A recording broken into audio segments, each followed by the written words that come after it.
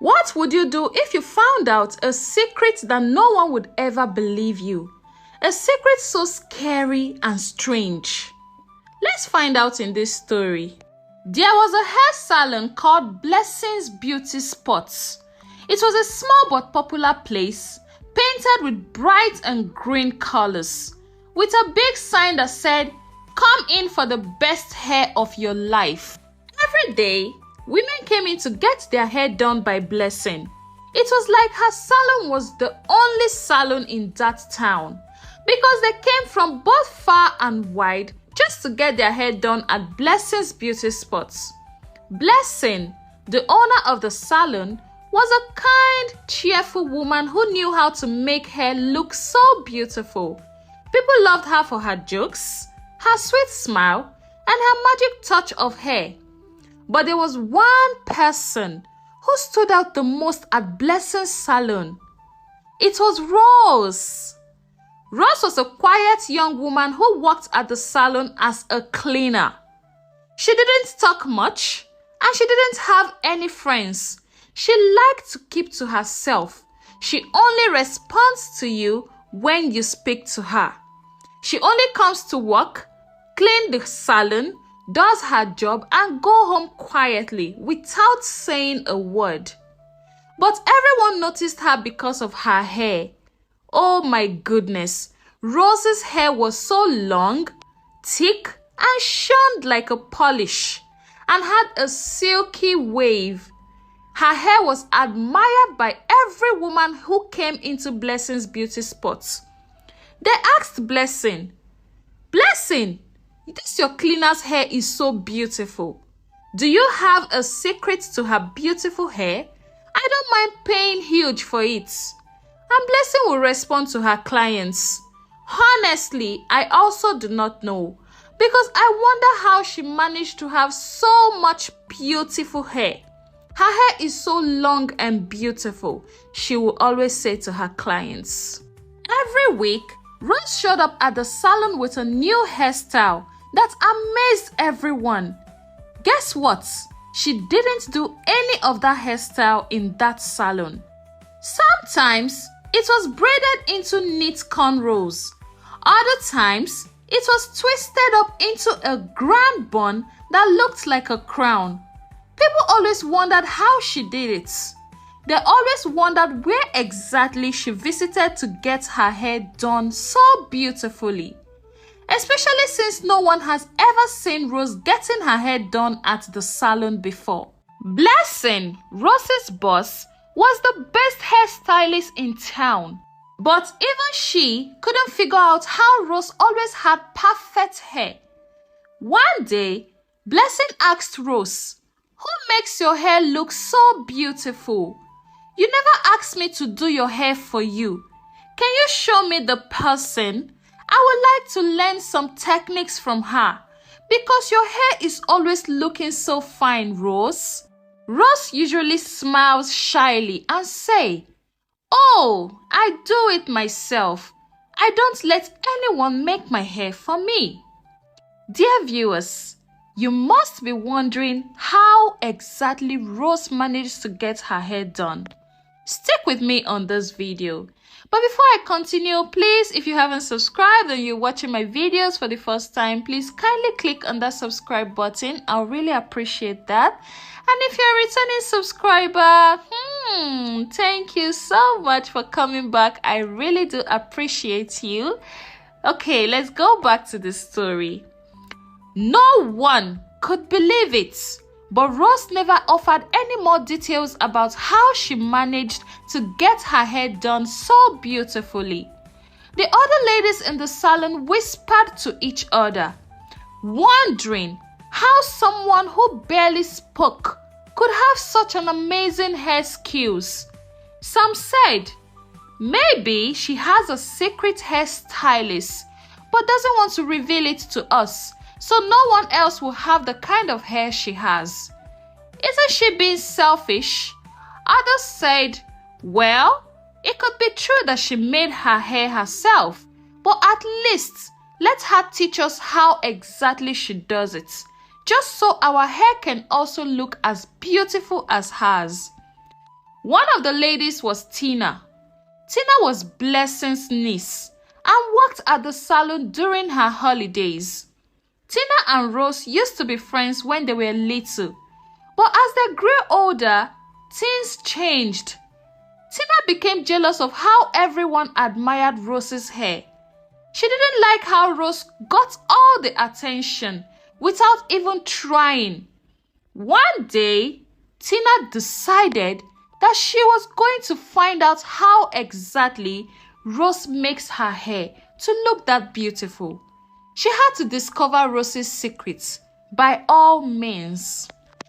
One raining evening, after the salon had closed and the streets were quiet, Tina hid behind some old boxes in the back room. She knew Rose stayed late to clean up and hoped she could finally catch her in the act of styling her hair. Tina watched as Rose swept the floor and tidied up the salon, but Rose didn't touch her hair. After finishing the cleaning, Rose did something strange. She looked around to make sure no one was watching, then picked up a small old mirror from the back room and went into the storage closet. Tina, curious and a little scared, tiptoed closer and peeked through the crack of the door. What she saw made her gasp. Oh my goodness, dear viewers, she had discovered the secret. Stick with me in this video. Inside the small dark room, Rose was sitting on a stool. She gently placed her hands on her head, and like it was the easiest thing in the world, she twisted her head off her neck. She set her head on her lap and began to braid her hair. Her headless body walked quickly and smoothly, weaving her hair into perfect neat braids. It was an incredible, terrifying sight. Rose's head was on her lap and it had its eyes closed, but her lips were moving, humming a soft, haunting tune that filled the air. Tina couldn't believe her eyes. Her heart pounded and her legs felt weak. She wanted to run away, but she was frozen in place, unable to take her eyes off the strange headless figure. Rose's hands moved like lightning, her fingers twisting and braiding her hair into an elaborate style that no one in the salon could ever match. As Rose's humming grew louder, Tina's fear turned into panic. She accidentally knocked over a small broom that was leaning against the wall. The noise echoed in the tiny room, and Rose's head snapped up, her eyes wide open. Rose's head, still resting on her lap, turned slowly to face Tina, and she smiled, a calm, airy smile that made Tina's blood run cold.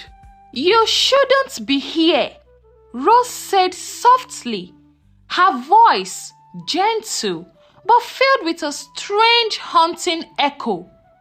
Tina stumbled backward, too scared to speak. She watched as Rose calmly picked up her head and reattached it to her neck, as if it was the most normal thing in the world. Rose blinked a few times, stretched her neck and stood up, her hair perfectly styled and her face as serene as ever. Rose walked over to Tina, who was trembling in fear. "No one is supposed to know," Rose said, placing a hand on Tina's shoulder. "It's a family secret and it must stay that way. After all, I only remove my head from my neck just to braid it. It's not like I use it to offend or attack anyone. That is why I am always quiet in the salon, just to stay on my own." Tina wanted to scream, but no sound came out.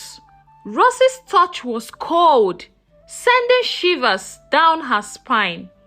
"Go home, Tina," Rose said gently, "And forget what you saw today." Tina ran out of the salon as fast as she could, her heart racing. She didn't stop until she was home, slamming the door behind her.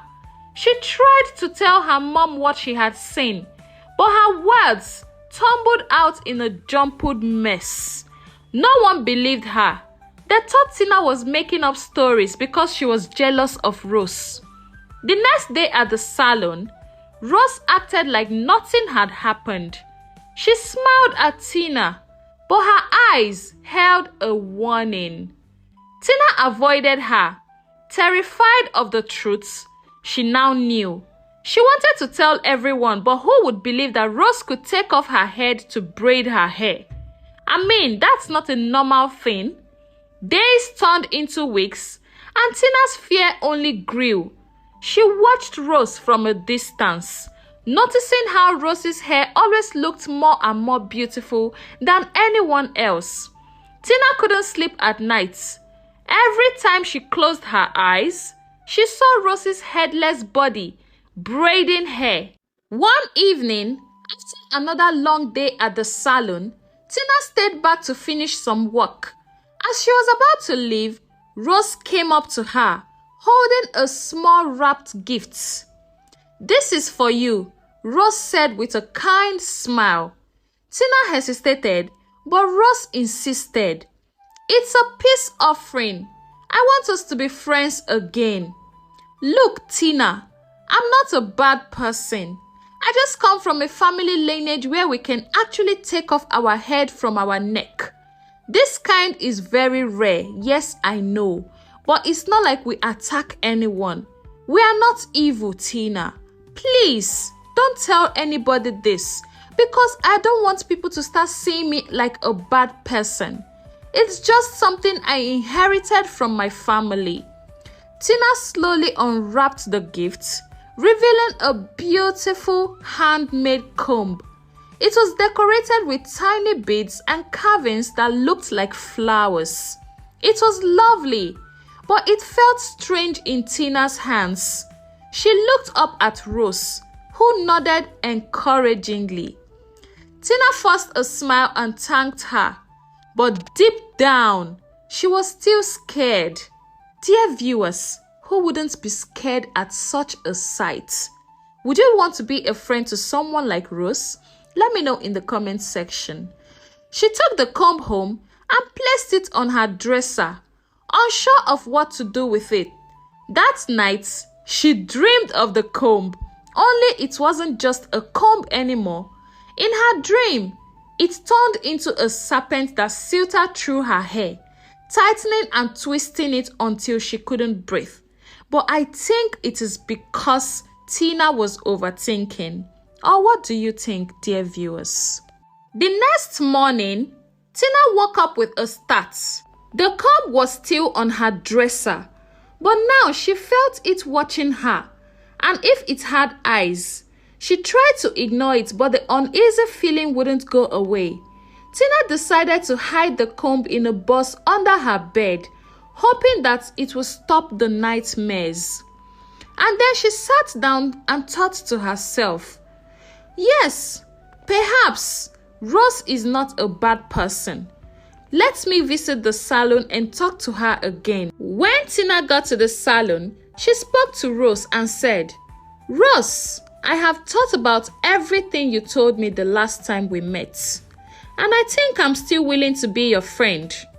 Since you said you are not evil and you are not harming anybody, but then I think I understand why you want this to be a secret. Because who would ever believe you that you are not an evil person, that you just have the talent of taking off your head from your neck?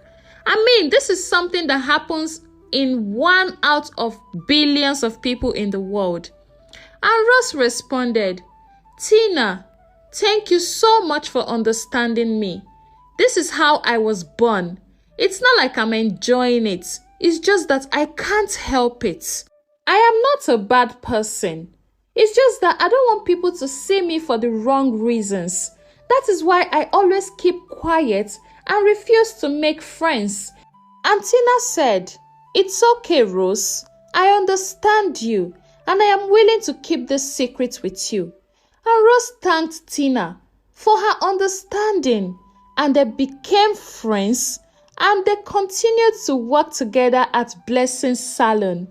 Rose was willing to teach Blessing how to make beautiful hairstyles, and she told Blessing, "Hey boss, I am willing to teach you how to make beautiful hairstyles like mine." Blessing was excited because her customers have been asking about Rose's hairstyles, and Rose taught Blessing all of the techniques she knew in making hairstyles that are as beautiful as hers. And Blessing remained the best hairdresser in town. Her techniques improved and she had more and more clients. Rose and Tina became best of friends and they were happy for the longest time. And that was how this story ended. Now, the moral of this story is some secrets are not meant to be discovered. Curiosity can lead you to dark places, and sometimes it's better to leave things the way they are. Be careful what you wish to know, for some truths are too strange and scary to handle. Secondly, friendship is built on trust, and sometimes that means helping each other keep secrets. A true friend respects your privacy, understands the importance of confidentiality, and stands by you during challenging times. The strength of friendship is not just in keeping secrets, but knowing when to support each other through honesty and care. Thank you so much for listening to this story. My name is Onyi of Onyi Stories and Folktales, and please, if you haven't subscribed, kindly click on the subscribe button. Be a part of my growth. I will really appreciate that. And if you watched to this very end and you can still hear my voice right now, thank you so much. I do not take your support for granted. I really appreciate you. See you in my next video. Bye-bye. Amma lived a life that was envied by many people. She was married to Mike, a successful businessman who seemed to have it all: money, power, and a beautiful family. Together, they had a 6-year-old child who was the joy of Amma's life. Their home was grand, filled with everything anyone could ever wish for. But behind the smiles and the perfect picture of wealth and happiness, there was a secret that will soon shatter Amma's world. Dear viewers, indeed, all that glitters is truly not gold, right? Keep on watching the story. One sunny afternoon, Amma was cleaning up the living room. Mike had just returned from a trip, and his cross bag was lying on the floor, looking out of place. As Amma picked up the cross bag, something small and white fell out of the bag. Amma bent down and picked up the packets. Her heart dropped when she saw what it was. Condom! An abortion pills! Amma's mind went blank. She stared at the pills, unable to believe what she was holding. She hadn't been pregnant since their child was born, and she knew these pills were not hers. Who could they be for? She wondered. Who was pregnant? Who was trying to hide this?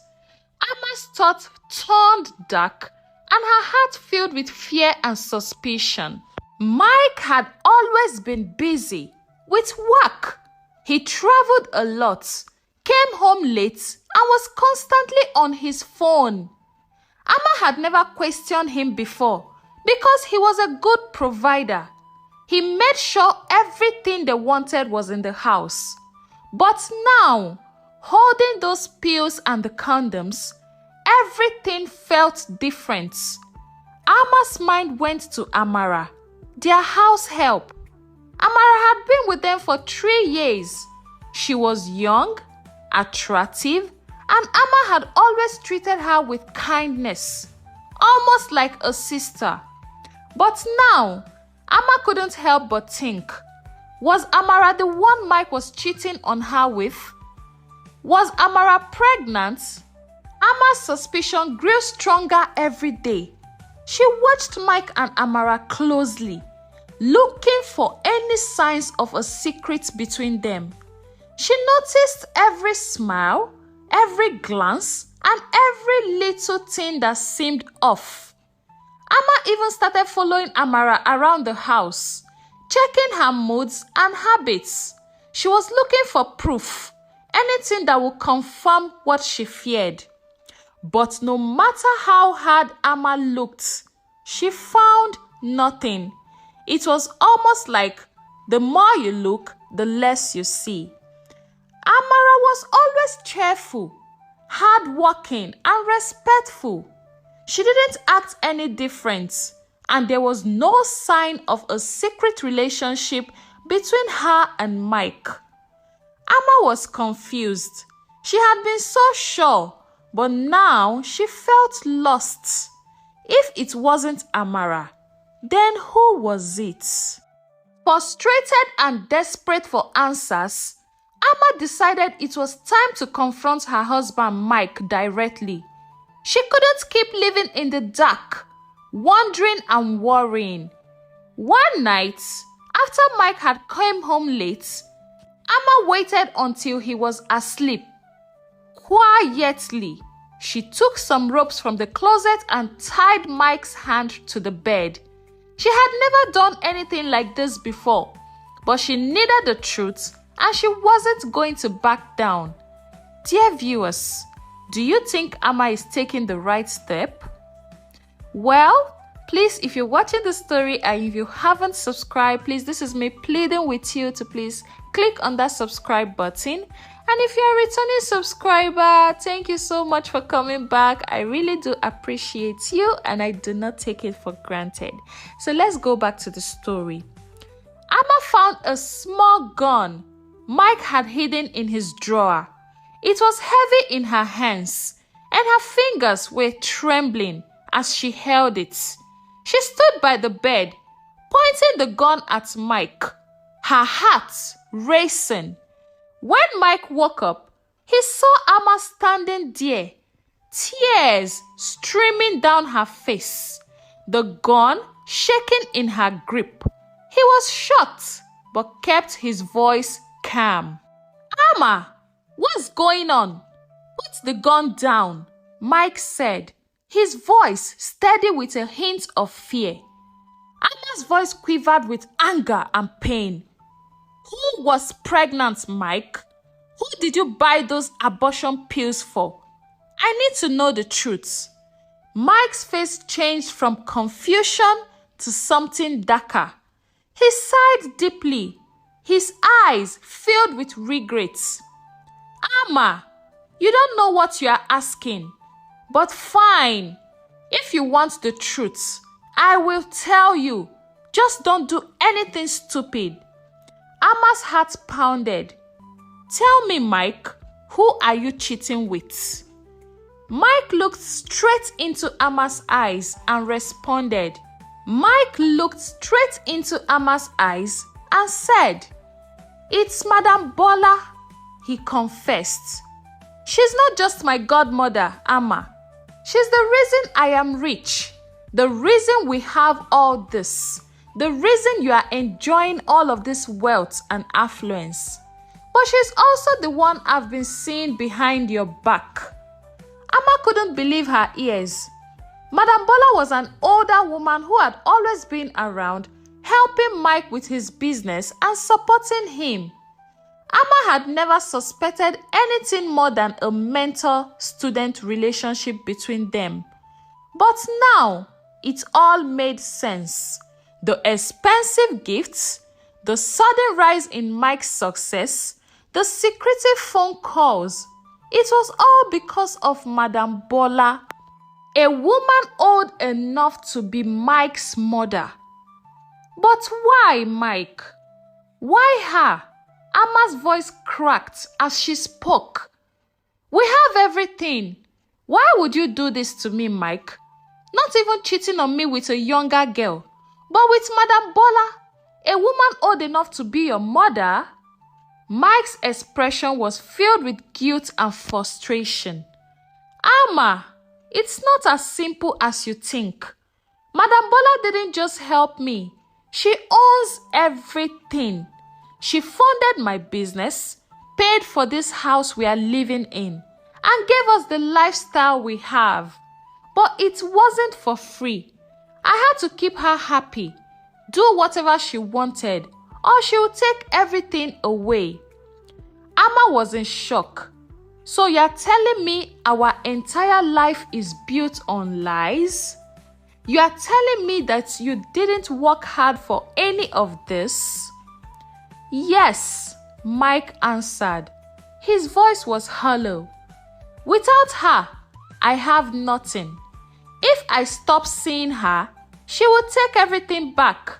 Our house, the cars, the business, and if you shoot me now, she will find out. You and our child will be left with nothing, and we will lose everything. Amma dropped the gun, feeling weak and defeated. She fell to the floor, sobbing uncontrollably, feeling so disappointed in her husband. The man she loved, the father of her child, had betrayed her in the worst possible way. And now, everything she thought was hers wasn't real. Mike untied himself and sat down beside Amma. I'm sorry, Amma, he said. I never wanted it to be like this. I just wanted to make sure I give you and our child a good life. Amma couldn't even look at him. The pain was too much. She felt like her whole world had been turned upside down. How could she trust Mike again? How could she live knowing that everything they had built on were lies? For days, Amma was lost in thoughts, struggling to figure out what to do. She knew she couldn't keep living like this, but she was scared of losing everything. Then, one day, she made a decision. Amma reached out to Madam Bola and asked to meet her privately. She needed to confront the woman who had turned her life upside down.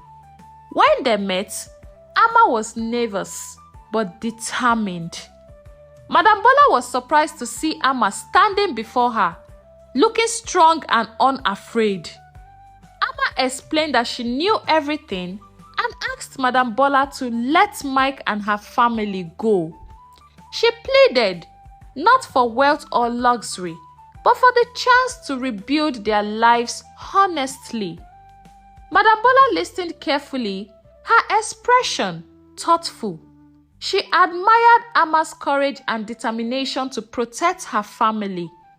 After a long silence, Madam Bola agreed on one condition. Mike must submit all the things he has built, down to his house, his cars, and everything that has made him successful. He could no longer rely on her for money or support. Mike accepted the challenge.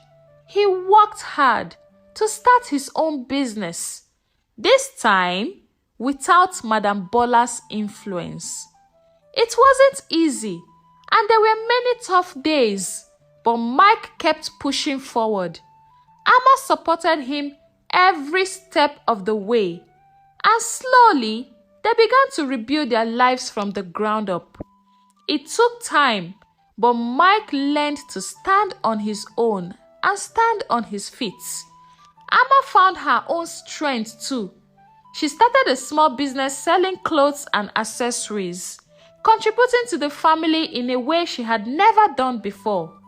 They downsized their lifestyle, sold their properties, and moved into a smaller and more modest home. But they were happier because this time, everything they had was truly theirs. And they lived happily ever after, building their success until they became wealthy on their own.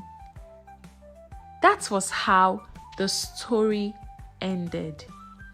Now, the moral of this story is, True happiness and success comes from honesty, hard work, and integrity. Building your life on lies and deceit may bring temporary wealth, but it can destroy everything you hold dear. Trust, once broken, takes time and effort to rebuild, and it's never too late to start over and choose the right paths. Facing your mistakes and working to make things right is the first step towards healing a brighter future. Thank you so much for listening to this story. I hope you were encouraged and inspired. My name is Onyi of Onyi Stories and Folktales, and please, if you haven't subscribed, kindly click on this subscribe button, turn on the notifications so when I post more interesting stories, you'll be the first to get them. And if you're a returning subscriber, thank you so much. And if you listened to me, like you can still hear my voice to the very end, like right now, thank you so much. I do not take your support. What would you do if the very people you trusted turned out to be the ones who betrayed you the most? Tariro is a young, beautiful girl who lives with her grandma, Mama Zue. Mama Zue treated her with so much love that she never felt the absence of her parents who had died in a car crash long time ago.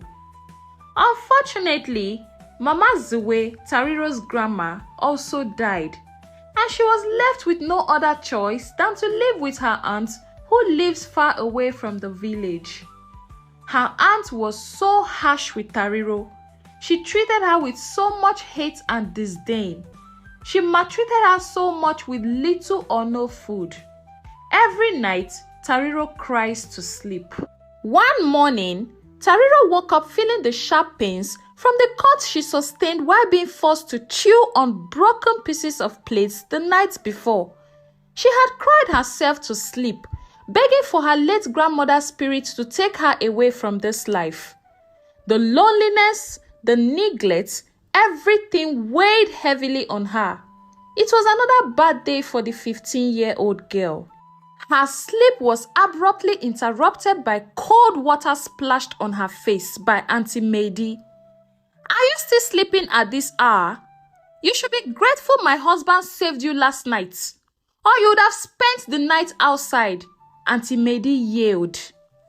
Tariro had grown used to the constant yelling, and in the few days she has been in Auntie Mady's home, the harsh words didn't sting as much as it was anymore. But her body ached from the fever brought on by her injuries. She struggled to get up, wiping the sleep from her eyes with the back of her hands. "Good morning, Auntie," she greeted softly, but Mady only stood there with her hands on her hips, ignoring the greeting as Tariro tried to walk past her. "Come back here, you fool!" Mady's voice cut through the air like a whip, freezing Tariro into her tracks. She turned back, her heart was pounding, wondering what her new torment was for the day. What a life, dear viewers. "What's good about this morning? Did I ask you to greet me?" Mady spat out. Her tone was sharp. "But that's not why I called you back. Sit down. I need to talk to you." Her voice was sharp. But Tariro couldn't shake the feeling of dread creeping up her spine. She sat down slowly, bracing herself for the worst. "You think I brought you into this house to just eat my food and do nothing?" Auntie Mady continued, her tone laced with contempt. Tariro's mind raced, trying to grasp what her aunt was talking about. She had no idea why she had been brought to this house in the first place. "I brought you here to satisfy my husband's needs," Mady finally said, her words hanging in the air like a curse. Tariro looked at her confused. She couldn't understand what her aunt meant by satisfying her husband's needs. What did that even mean? She thought to herself. "You are going to be his second wife," Mady explained, as if she were talking about the weather. "Your job is to give us children, After that, you can leave. Tariro's heart stopped. You mean I'm to be your husband's wife, auntie? And gave him children? She asked. Her voice was trembling. Yes, Maidie confirmed with a nod. She said to Tariro, you are 15. Your mates are already in their husbands' homes. You need to decide. Either you do what I ask or you go back to living on the streets. After all, I am the only family you have. There is nowhere else for you to stay. So, you have to satisfy my husband's needs and give me children. You know I have been in my husband's house for years without children. So you are going to be the tool I will use in getting children for my husband, Tariro. You have no choice in doing this. Tariro felt her world crumbling. But I'm too young, auntie. I'm only 15. Besides, children are a gift from God, not something I can give, she said. 15? And so what? You don't know your mates are already married? You have no choice but to do this if you want to stay here, Maidie snapped. Tariro was left alone to think. Her mind a whirlwind of fear and confusion. Oh, poor child. She was just a child, forced into decisions no one her age should ever have to make. She had no one to turn to, no one to save her. Her grandmother was gone and her parents were gone, and the streets held even more terrors than this house. What could she do? Later that evening, Tariro, still numb from the shock, approached Auntie Maidie. Auntie, I have accepted to become a second wife to your husband, she said, tears welling up in her eyes. Maidie nodded, satisfied. Good girl. Now go and take a bath.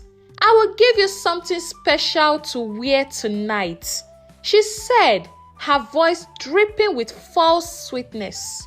Tariro bathed and dressed in the clothes Maidie gave her. Excited at the thought of new clothes, she didn't understand what was truly happening, thinking it was all part of some strange celebration. As the night fell, Maidie's husband Shingirai returned home. Maidie greeted him with a smile, but Shingirai looked confused. I prepared Tariro for you, Maidie said, and her smile widening. Shingirai recoiled. What do you mean you prepared her for me? She's just a child. What has come over you, Maidie? He asked. Don't you want to hear the cry of a baby in this house? Maidie retorted. I'm tired of waiting. If you don't do this, I will leave you. We have been married for years and I can't bear you children.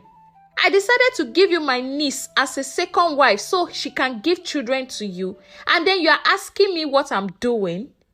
Shingirai was torn. He loved his wife and the thought of her leaving him was unbearable. Reluctantly, he agreed to her demands, though every fiber of his being screamed against it. That night, as Tariro served him dinner, she still didn't understand the full implications of what had been planned for her. But Shingirai did. He ate in silence, barely able to look at her. His heart was heavy with guilt and shame. Dear viewers, do you think Shingirai will go on with his wife's plan? Stick with me through this story. Let's find out how it all played out. But please, if you haven't subscribed, this is me pleading with you to please click on that subscribe button. And if you're a returning subscriber, thank you so much for coming back. I really appreciate you. Thank you, thank you, thank you. Now let's go back to the story. So, Shingirai sat in his room. His mind was racing. Tariro's innocent face haunted him, reminding him of the cruel injustice he was about to commit. He couldn't bring himself to go through with it, but Maidie's threats echoed in his ears. If he didn't do this, she would leave him. He loved her too much to lose her. but the cost of keeping her was too high, he thought to himself. Tariro waited quietly, sensing the tension but not understanding its source. She thought it was just another strange adult ritual she had to participate in, something she would get used to, like the yelling and beatings. But when Shingirai finally came into the room, he didn't look at her. He couldn't. Instead, he sat beside her, silent, heavy with the weight of his decision. "Uncle, are you okay?" Tariro asked. Her voice was small and filled with concern. She had seen that look before on her late grandma's face. Shingirai sighed deeply. "Tariro, you don't understand what's happening here, do you?" She shook her head, confused and frightened. "No, uncle, I don't." He reached out and took her small hand in his. His heart was breaking at the innocence in her eyes. "You are just a child," he said, more to himself than to her. "This isn't right." At that moment, he made a decision. He couldn't go through it.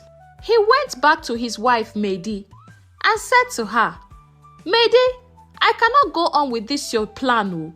I cannot be with a girl that is old enough to be my daughter. I'm supposed to be her father, a father figure in her life, not a husband. If you want me to get a second wife, definitely not Tariro." And Mehdi started shouting, "Stupid man, useless man, you have no plans for yourself at all. Look at you. I'm trying to make everything easy for you, and you are telling me you can't go through what? Is she your sister or is she your daughter? She is my niece, and I am telling you that I'm ready to give her to you as a second wife. Let us use her to get children. Look at this man, somebody that I'm trying to help." And Mr. Shingirai said, "Mehdi, I cannot go against my heart. My heart is not accepting this one at all." And Mehdi said to him, "Do your worst, but I don't want to hear you saying you need children again. I have done my best. After all, what is she even doing in this house? She's just here doing nothing. So why don't we use her to make babies?" Shingirai left the house angrily. And then he secretly went to a social worker's office and told them that he has a child that needs to be with them. The social worker listened to Mr. Shingirai's story and decided to come carry Tariro to their office, then look for a place where she can stay and have a peaceful life. And the next day, the social worker arrived at Mr. Shingirai's house and took Tariro. As Shingirai watched Tariro live with the social worker, he felt a heavy weight lift off his shoulders. But a deep sadness remained. He knew he had done the right thing, but it didn't erase the pain in his heart or the uncertainty of what would happen next with Mehdi. Days turned into weeks, and the house felt emptier without Tariro's presence. Mehdi struggled with guilt and regret, and her relationship with her husband Shingirai became strained. They barely spoke, both lost in their own thoughts, trying to come to terms with the consequences of her actions. One evening, after one silent dinner, Mehdi broke down in tears. "Shingirai, my husband, I'm so sorry," she sobbed. "I was so desperate for a child that I lost sight of what was right. I pushed you into something terrible, and now I fear we will never be happy again. But thank God the social workers came to carry her." Shingirai took her hand. His voice was gentle but firm. "We made mistakes, Mehdi, but we are still here together. We can't change the past, but we can learn from it. We need to heal, not just for ourselves, but for the future we still want to build. Maiden nodded through her tears. I want that too. I want us to find a way forward, even if it's not the way we originally planned. They began to talk more openly about their feelings, about the pain of not having children, and about the guilt they felt. Slowly, they started to reconnect, finding comfort in each other's company once more. A few months later, Maiden finally became pregnant, and they had a child of their own. They were so happy and so joyful, and they went ahead to look for Tariro. They received Tariro back into the house, and Auntie Maiden started treating Tariro right. This time around, not as a maid, not as her husband's second wife, but as her daughter. And they all lived happily ever after. My dear viewers, in a world where desperation can lead to the darkest of decisions, it is crucial to protect the innocent and vulnerable from the consequences of others' fears and desires. Every child deserves to grow up safe, loved, and free. The moral of this story is this: true strength lies in recognizing our mistakes and choosing to make things right, even when it's difficult. Love, patience, and doing what's right will always lead to healing and a better future, no matter how dark the past might have been. Thank you so much for listening to this story. I hope you were not just entertained, but you were inspired and you learned a thing or two. I really appreciate your time. I do not take it for granted. My name is Onyi of Onyi Stories and Folktales, and please, if you haven't subscribed, kindly click on that subscribe button, please, and turn on the notification so when I post more interesting stories, you will get to see them. See you in my next video. Bye-bye.